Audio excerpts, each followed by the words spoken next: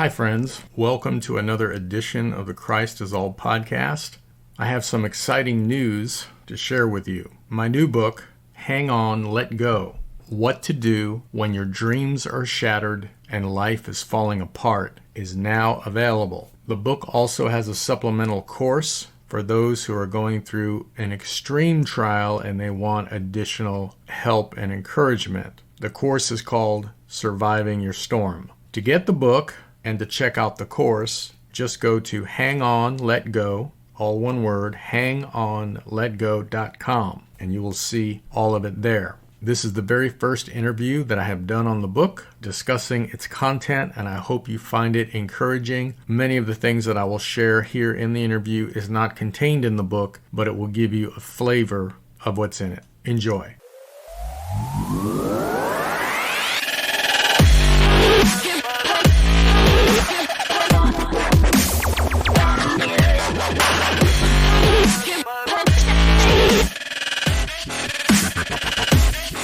This new book that you have, Hang On, Let Go. What are you tackling? I don't have a copy of it. I don't know if I'm worthy of it or not. Do you want to? You're going through a trial. You are, sir. Yes. Worthy. So, Hang On, Let Go. Can you share a little bit with us about this book? Yeah, absolutely. It's about any kind of crisis, any kind of trial, any kind of struggle that you as a Christian are enduring or that you've been thrown into. And it's a deep dive into the anatomy of a trial from God's perspective. And the book, it's really like a field guide to teach you how to survive your storm and how to thrive through it. And it goes into specifics on how to conduct yourself in a health crisis, a financial crisis, or a relational crisis. Those are the big three that we face as Christians, and those usually always lead to a spiritual crisis. In John 16:33, Jesus said, "In this world you will have tribulation. You will have trouble, but suck it up." No, he didn't say that. He said, "Take heart. I have overcome the world. In me you may have peace." Notice that the Lord said, in this world you will have trouble. Peter said, don't think it's strange when you're thrown into fiery trials, because they're designed to test you, test your faith, and also grow your character. And I like to say those verses, that talk about count it all joy when you go through fiery trials. I say, put that in your gratitude list and smoke it. It's not something we want to hear. But as God's people, we were destined for bitter trials. Trouble and hard times are part of the journey for the Christian. All of us are going to go through times where the sky's falling, our world is caving in, and we find ourselves in deep yogurt. But trials and tribulations are God's mechanism for demonstrating to us his power and for transforming us into version 2.0. And one of the things I've learned many things about a trial, and I talk about all of it in the book, the discoveries I've made, but God is the great teacher in the universe, and he never fails his students. I used to be a teacher in high school many, many years ago, and I would have to fail my students, but God never fails his students. What he does is he just makes us take the test over and over and over again. Ouch. Until we end up passing. Yes. The book is full of insights on how to endure the trial, how to see it, how to perceive it, how to make sense of it, and then how to thrive through it, which is really the goal here. I love that. I love that you were honest about the quote in James of count it all joy when you face these trials and tribulations, because that is if I were to look at that just in its without the biblical context, without being spiritual when I read it, I would say that's the worst advice I've ever heard in my life. But I love what you're saying, that Jesus is the ultimate teacher. I've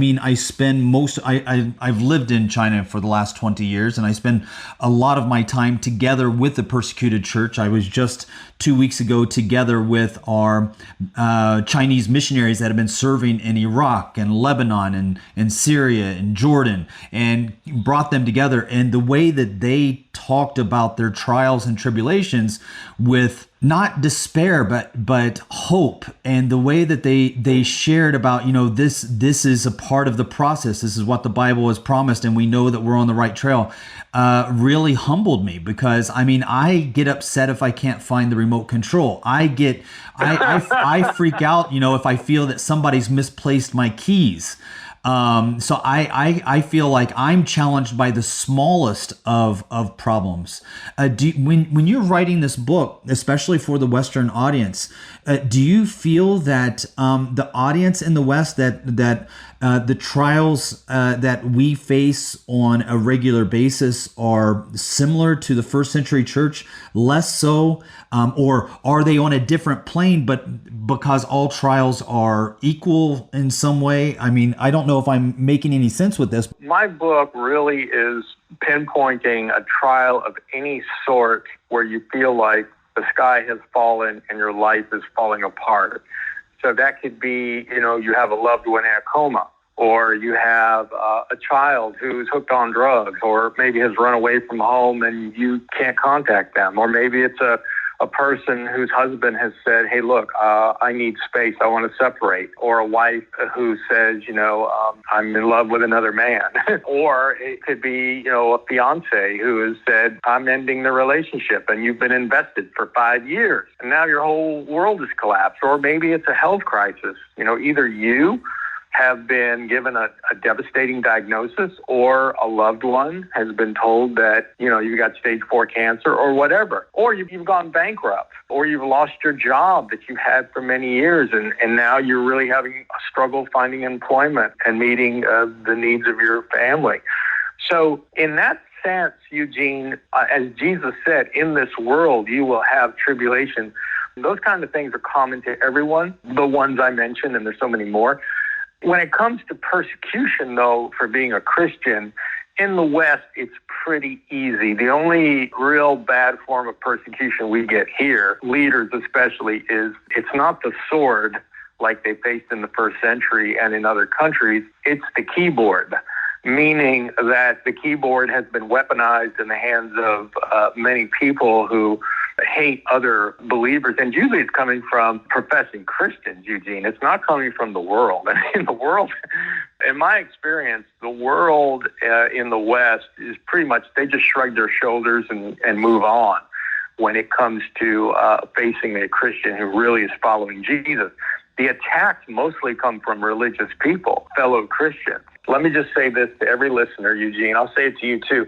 You are either headed for a trial, a really severe one, beyond, not being able to find the remote or losing your keys. Those are the kind of the everyday frustrations that we face as humans. But I'm talking about where the sky's falling in. You're either headed into one, you're in one right now, all right, and you're really struggling and you're really hurting, or you just came out of one, okay? There's no exemption, all right? Storms are part of life, and they're part of the Christian life.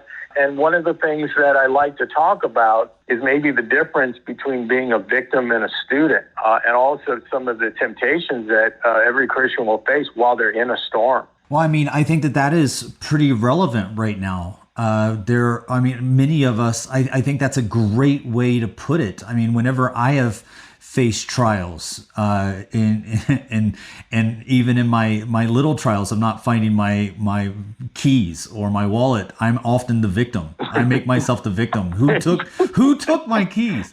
But you are talking about some very serious trials that people are going through. You just mentioned a few, whether it be, someone coming, discovering that they have cancer, or finding out the person that they love and they've invested in most of their life now is in love with someone else. Or, you named a smorgasbord of challenges. Can you dive a little bit deeper into that for us? Like what makes us victims or students? What can we do to become students and not victims? How do we know if we're victims and not students, or students and not victims? Yes, no, that's great. It's a key insight to understand the difference. And one of the things that I do in the book is try to give the reader perspective on what's really happening in their trial and what God is aiming at, because he's always aiming at some specific things through our trial. But if we don't understand that perpetual victimhood, which is very, very common in the West, will doom us to a life of self-centered misery, then basically we're going to waste our crisis, all right? And this is one of the great ditches that lies in front of us when we go through a storm, and that is we have the ability to waste a crisis. God is looking to do something in us and in others through our storm, through our crisis, through our trial, and we can waste that. Here are the differences between a victim and a student. A victim learns nothing from his or her trials. So they're basically a waste. A student, however, not only learns from the trial, but after it is passed, they actually can thank God for it.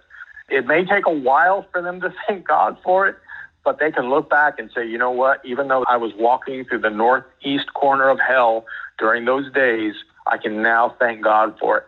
That's a student. A victim believes that bitter trials are a sign that God is punishing him. A student understands that God allows trials to grow us and demonstrate his power. A victim perpetually complains. A student is too busy making the best of the situation to complain. A victim pities himself. He has pity parties, he feels sorry for himself, but a student focuses on helping other people even during his trial, so he has no time to feel sorry for himself. A victim begs God to remove the trouble so he can be happy. A student understands that his contentment and well-being is found in the Lord, not in a trouble-free life. A victim asks, why me? A student says, what can I learn from this? A victim blames other people. A student says, how much of this did I bring on myself? A victim cries out that life's not fair. A student says, what's happening to me has happened to others and is happening to others. I'm not unique. And a victim blames God, while a student understands that God is sovereign and intends to use all of our trials, tribulations, and troubles for our benefit and for his glory. Romans 8:28 has not been removed from the Bible. He can and he intends to work that horrible, hellish thing to his glory and for our good. But there's certain things we have to know in order for that to happen. And that's why I wrote Hang On, Let Go, the book. I don't know, maybe this gets even better, but right now that's going to be a nugget that I take away from this podcast, this idea of wasting our crisis. I don't think I've ever really heard that phrase in a positive, or I guess in a teaching like you just shared.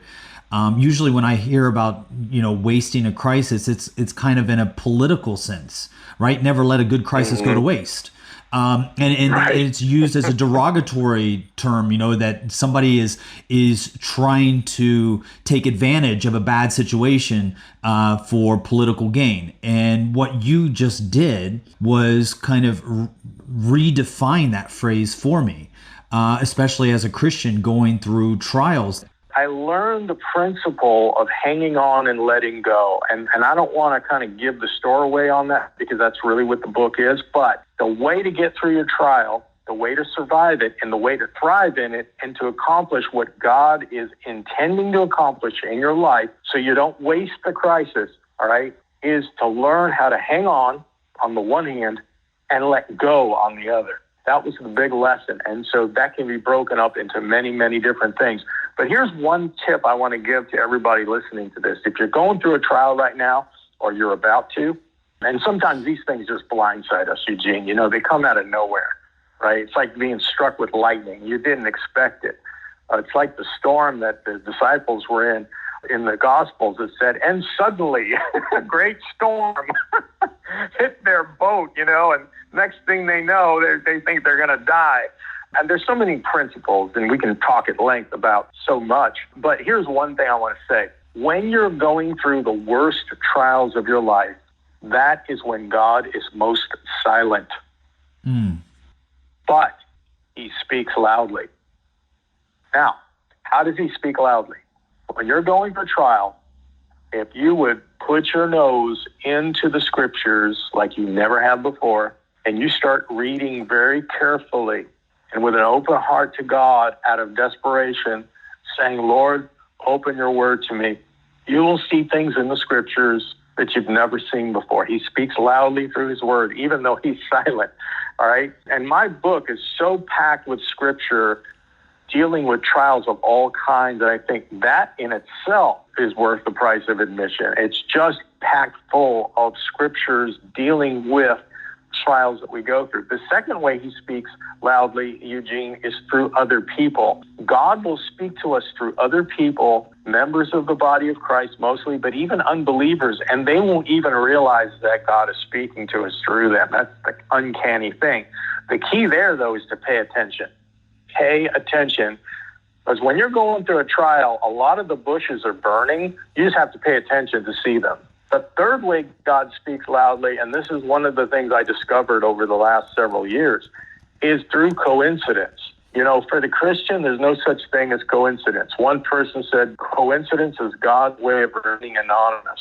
If you pay attention, right, and you don't walk through life oblivious, you will see coincidence after coincidence pile up. In the book of Job, it says God speaks once, no, he speaks twice. Coincidence has his fingerprints on them, and he will speak to you through coincidence quite loudly if you pay attention through your crisis. And the fourth way he speaks loudly, Eugene, is through dates. Dates, okay? I'm going to give one example. All right, today is June 30th, okay? June 30th. Now, it's no accident that this is June 30th, and I don't know how this happened. I think you gave us the date or something. I just realized this morning. I told my wife it's June 30th. Well, June 30th, some years back, marked the first day of the worst storm I ever lived through. It was June 30th. And here we're talking about this book and trials on June 30th. That's no accident. It kind of reminds me, I'll just throw this in here real quick and then I'll let you share here. I've been speaking a long time. You know, when Peter denied Jesus, the book of John tells us that he was at a fire with coals on it, warming his hands, okay? And then when Jesus is resurrected, and Jesus is on the shore and Peter's out there in a boat, we learn that Jesus is cooking fish on a charcoal fire. Now, the Greek word for charcoal fire is only used twice in the Bible. Only twice. It's used when Peter denied Jesus, he's warming his hands at the charcoal fire, and when Jesus in his resurrected state is cooking fish in a charcoal fire and he calls Peter to him. Well, there's a message there. God doesn't speak once, he speaks twice. The message was, Peter, I'm reminding you of your great failure. Remember the last time you smelled the charcoal fire? Well, you failed me. You denied me. It was your greatest failure that you ever lived through. Well, guess what? Here, I'm making fish on a charcoal fire. I want you to smell it. I want you to see the fire, because now I'm going to recommission you for the apostolic ministry. Peter, feed my sheep. And so the scent of failure has now become the smell of restoration. And God used that twice as a reminder. And that's what he does with coincidences, and that's what he does with dates. He speaks loudly through those things when you're going through the worst storm. You know, this what you have just shared. This is really powerful, and again, I don't believe it's a coincidence. I mean, one of the things that I really love to do is try to do a regular reading. I won't say daily reading because it's not daily, but it is a regular reading of one of my favorite authors, a guy by the name of F.W. Borum. And one of the essays that I'm reading at the moment is called "The Whisper of God." And when you were talking about, you know, God speaking through His Scripture, God speaking through dates, God speaking through friends, even if they don't know that God is using them, reminds me of that the quote of F.W. Borum saying that God, with all of His omnipotence at his disposal, never wastes anything. He never sends a flood if a shower will do. He never sends a fortune if a shilling will do. He never sends an army if a man will do. He never sends thunders if a whisper will do. That whole idea of God speaking into our lives during times of our trial, even when we believe that He is silent. I think that what you just shared is extremely powerful, because there are times that we feel that God is silent, and it really can mess with us when we already feel, during our times of trials. At least for me, when I'm going through a financial problem or an emotional problem or a health problem, I can already feel isolated and alone and away from anybody's understanding. And then that's the time I really want to hear from God the most. So if you feel that He's silent, that can add an even larger challenge to your mental, spiritual, emotional health. Absolutely. And I think it's part of the trial itself, that God seems distant. Remember when the disciples were in the first storm that's recorded in the Gospels, Jesus was asleep in the boat, and they had to wake Him up. And that's exactly what we feel like when we're going through the worst storms of life. But we forget He is in the boat. So the boat's not going to sink with Jesus in it, but He is asleep.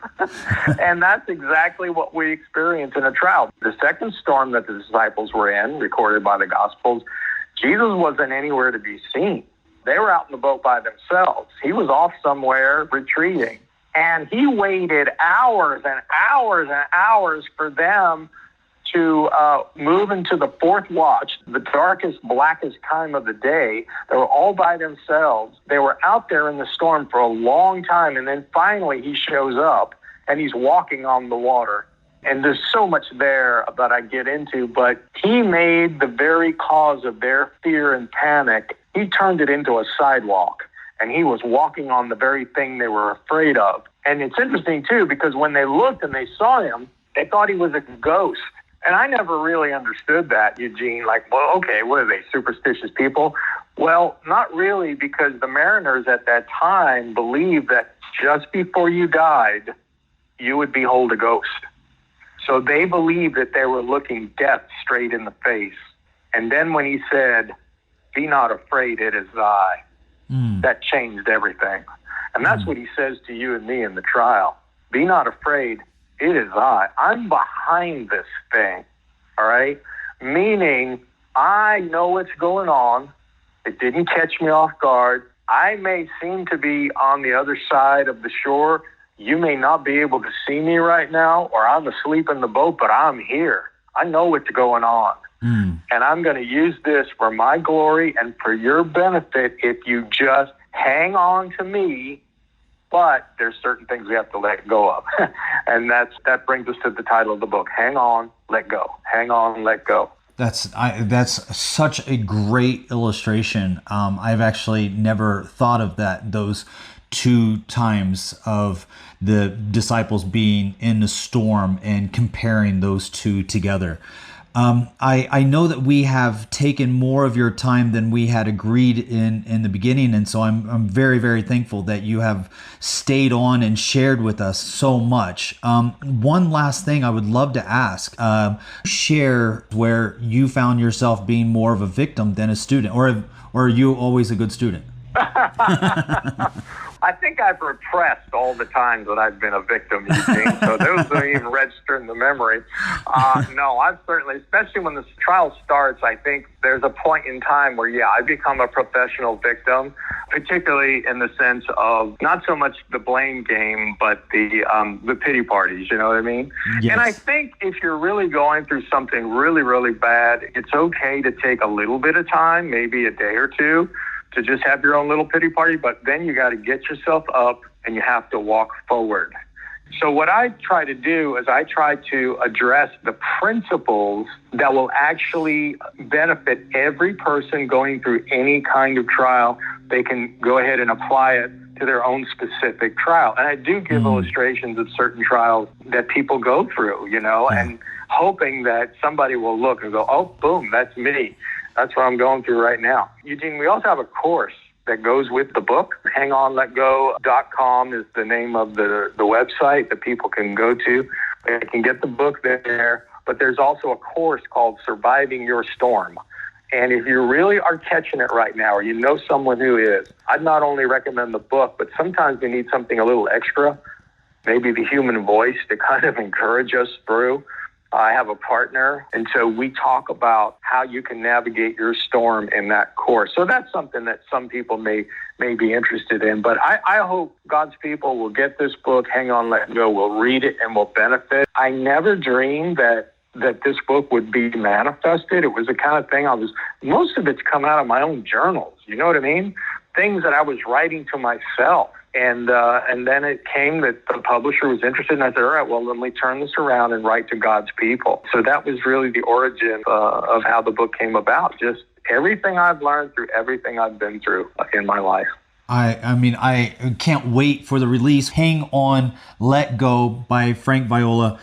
You had given some websites. If you could just reiterate those again, like if somebody wants to buy this book, Hang On, Let Go, or purchase the course, Surviving Your Storm, what's the best website that they can go to for that? The key website is hangonletgo.com, just one word, hangonletgo.com. And then also they can go to my blog, frankviola.org, and they can get my blog articles, all the books in the catalog, podcast episodes, free ebooks. There's just a whole lot of stuff on that website. It's kind of home base for all of my work. And, I just want to encourage God's people, challenge God's people, bless God's people, and just give them such a view of the Lord Jesus Christ that they're just blown away in their heart and their mind. That's really my goal. I think the most incredible person who's ever lived is Christ, and there's so much to him that we can never exhaust him. And so I'm always wanting to learn more about him, who he is, how to know him deeper and better,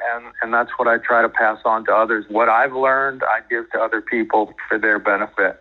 Love it. What makes up a good trial? Here are just some of the things I've learned, and I say so much more about this in the book, but I'll just reduce it down to a number of points. Okay, number one, trials are the common lot of every Christian. Nobody is exempt. All right, storms affect us all. So it's true. If we're breathing oxygen, we're going to go through a trial. All right. Number two, your particular trial does not matter as much as how you respond to it. And that's a revolutionary thought.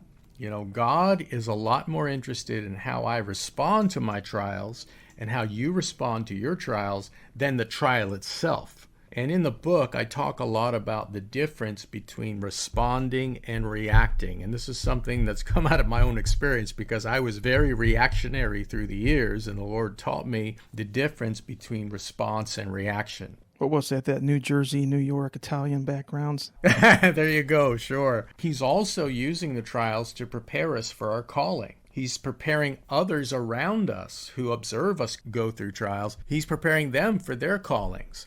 And so the Lord is doing a lot of things in a trial, much of which we don't really understand at first glance or we don't see. This was the case with Joseph. I mean, Joseph's trials, they didn't seem to make any sense until God used them to basically bring his people through a situation where they would have been impoverished, but he caused them to survive. And not only that, but it was the way that he was able to bring the Messiah into the world. So, there's lots of layers to what God is doing in a trial, and so often we're not in touch with it. I love Job 23:10. It says, "He knows the way I have taken, and when he has tried me, I shall come forth as gold." And so if you're in a trial right now, and you're going through the university of adversity, know that if you respond the way the Lord wants you to, and again, I get into this in the book in great detail, there's gold ahead. There's transformation ahead. Wow. A better you, a more expansive you, a better vessel for the Lord. Our faith is put on the firing line. Peter, in effect, says this in his letter, that our trials are tests, but they are tests like gold is tried in the fire. This gets back to that passage from Job. For the follower of Jesus Christ, there's no such thing as fate or luck. God knows exactly what's going on, although he may appear to be asleep in the boat. He's still in your boat, okay? He's very aware. He loves you, and he has an objective in your trial that you can't see. And you can rest your head on a God like that. God's delays are not his denials. This is huge, Brian, because one of the instruments that the Lord uses to change us, to transform us, and even to test us is delay. Very often, most often, he does not live in our time zone. Yes. Very often, he is too late. Think of Lazarus. 4 days late, he shows up. But he does not operate on our timetable. And so often, our prayers do not get answered immediately. Often, it takes a long time, right?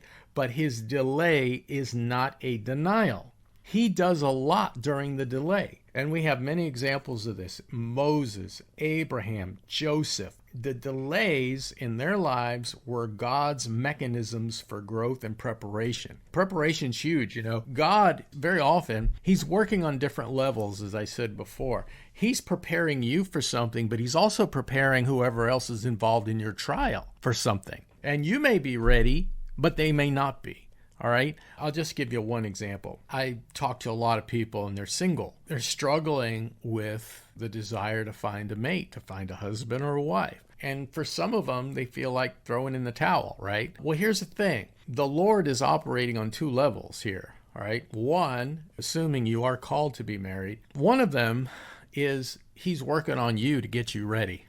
All right. And that's not an overnight thing, okay? But the other thing is, maybe you're ready, but the person who he's going to bring into your life is not. His delay is not a denial. He is preparing. He is using the delay as a mechanism for growth. There's common temptations that we're faced with when we are going through a storm or a trial or adversity. So what are those? There's 5 of them, which I'll go into briefly. But the word in the Greek for trial has to do with pressure, being put under pressure. And that word is also translated temptation. So in the Bible, trial and temptation, they're translated from the same Greek word. And what's fascinating to me is that in a trial, there is always going to be a temptation. Now, the trial is the adversity. The temptation is the enemy of God and the enemy of humans trying to leverage it for his own purposes. Here are the 5 temptations. Number 1, during your trial, during your hardship, Satan will tempt you to doubt the goodness of God. That's a big one. Why am I going through this? Why did God allow this? Why did God cause this? Right? It's getting too real here, man. You're getting too real. This is not what I signed up for. It's not what I thought it would be. How can he be good if he's allowing this horrific thing to happen to me, right? So that's number 1. He's going to tempt you to doubt the goodness of God. And the second temptation is to retaliate against others involved in your trial in resentment, anger, or bitterness. And typically, whatever trial you're going through, it has a relational component. And if it's just a head-on relational crisis, there will be the temptation to retaliate, resentment, anger, bitterness against people who are mistreating you or not doing their due diligence or not acting the way they're supposed to. That's the second temptation, and that's from the enemy. The third temptation is to give in to discouragement and despair. It's basically to throw in the towel and give up. All right? The worst case of that, Brian, is suicide. That's despair. That's when you've lost all hope. Now, discouragement is normal, but we have to fight against discouragement because if not, it will lead to despair. And in the book, I give a recipe for how to overcome discouragement. The fourth temptation is to hand Jesus Christ divorce papers. In other words, I'm sure you've seen this. Somebody goes through a real rough time, they blame God, and then they say, I don't want to have anything to do with God, right? And they become either literal atheists or practical atheists. They stop following the Lord. They stop following Jesus Christ because of their trial. And I'm reminded of what Jesus said to John the Baptist. Here's a man who served God to the fullest extent all his life. He denied himself.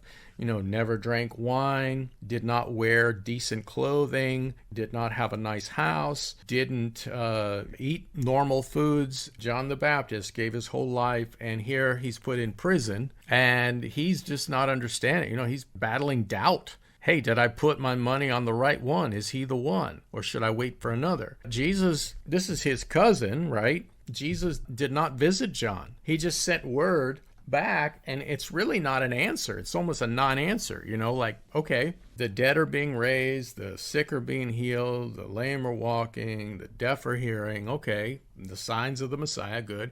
But then he said this word, blessed is he who is not offended in me. And that's a word for every Christian when they come to terms with the Lord not meeting their expectation, because we all will face that side of God where he will not meet our expectations. And that's the question that will come to us. Are you going to be offended at me, or are you going to trust me? We will know him by faith, or we will not know him. And this is the lesson that all of us as Christians must learn. He's a God who hides himself, it says in Isaiah. So number 5, the fifth temptation, and this is maybe, aside from suicide, this is the worst one, and that is the enemy will tempt us to escape the pain through drugs and or alcohol. And of course, that makes your trial even worse. It causes you to make mistakes even beyond the addiction that you've just formed or created, and you can't afford to make mistakes in your trial. So those are the 5 ways that the enemy uses to leverage the trial to basically destroy us and destroy that connection with the Savior who we need. If there's anything you need in a trial, you need to get closer to your Lord. He is the solution. He has the answers. He's going to get you through it on the other side, where you can become version 2.0 of yourself. And here's the interesting paradox about a trial, and I'm talking about a first-class trial, that we are not prepared to get through it. It's only by going through it that we get prepared. This is so good, Frank. This book isn't like a memoir or autobiography, but maybe it sort of is. Maybe you breathe some of those experiences into it. Is that the case? It's actually not a memoir. It's not an autobiography, so I do not make my own trials the focus. I keep the focus on the reader rather than on myself, and that's what the publisher wanted, and I agree with it. However, I'm more personal in this book than any other I've written. I talk vividly about my feelings, my thoughts, my personal struggles during all of my trials, and this has created a relatable, emotional connection with early readers. I also talk freely about my struggle with anxiety and how I overcame it. But at the same time, because it's not a memoir and it's not an autobiography, I do not get into the weeds on my own trials in life for 2 reasons. One, I would lose readers because many couldn't relate. All right, let's say, for example, and this is hypothetical, okay, but let's just say that my father fell into a coma for a year. Well, most of the readers will not be able to relate to that trial because they've never had a loved one in a coma, you see. But the second reason is a number of my trials have involved other people. So to talk about them would be a breach of their privacy, especially when it comes to health crisis. But again, what's most important is I get into the feelings, the struggles, the thoughts that I've had through each of my trials. Therefore, what I write about trials and crisis and suffering relates to every kind of trial that a person will endure. So it's really a field guide to help any Christian who's going through a storm, how to navigate, how to survive it, and how to thrive in it. Are you also preparing a course that supplements this book? Can you tell us about that? It's called Surviving Your Storm. What it does, Brian, is it goes deeper into some of the themes that are in the book and expands them and then covers other territory. So, for example, I'll just give people a quick rundown of what's in it. The first lesson is Welcome to the Storm. And there's 30 lessons, one for each day of the month. Lesson 1, don't panic. Lesson 2, how to handle fear and anxiety. Lesson 3, how to handle anger. Lesson 4, avoid isolation. Lesson 5, how to gain confidence. There's a lesson on refusing to argue. There's a lesson on create a new spiritual routine. Upgrade to version 2.0 of yourself. Live in the present. How to deal with limbo. Use your mind to defeat negative thoughts. how to withstand, how to have peace in the storm. Basically, every single lesson, and I have a partner who does it with me, so we both talk. It's an audio course, so people can listen while they're driving or walking. You don't have to sit down in front of a video and watch something.